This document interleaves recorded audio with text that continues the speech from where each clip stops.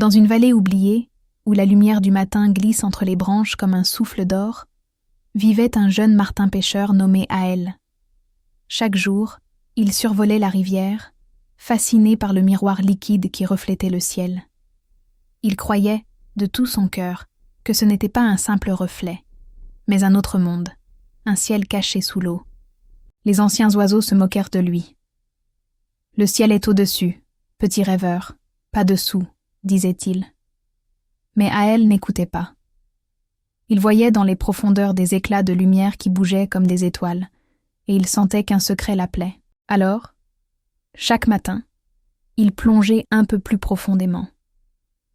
L'eau l'enveloppait de silence, et les bulles dansaient autour de lui comme des perles vivantes.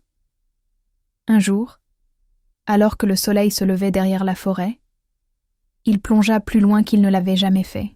La surface se brisa, et soudain, tout changea. Il se retrouva dans un monde inversé. Les poissons volèrent dans l'air limpide, les arbres poussaient vers le bas, et les oiseaux nageaient dans des rivières de lumière. Le ciel y était d'un bleu liquide, et la terre semblait flotter au-dessus de lui. Ael sentit son cœur battre d'émerveillement. Dans ce monde miroir, il rencontra un autre martin-pêcheur, son reflet vivant, qui lui parla sans mots. « Tu as cherché le ciel sous l'eau, Ael, mais le vrai ciel est celui que tu portes dans ton vol. » Alors, comprenant enfin, Ael s'éleva entre les deux mondes, ni tout à fait oiseau, ni tout à fait reflet, libre, éclatant comme une flamme bleue. Et depuis ce jour, quand le vent se tait et que la rivière devient un miroir parfait, on dit qu'on peut encore voir son ombre glisser entre le ciel et l'eau.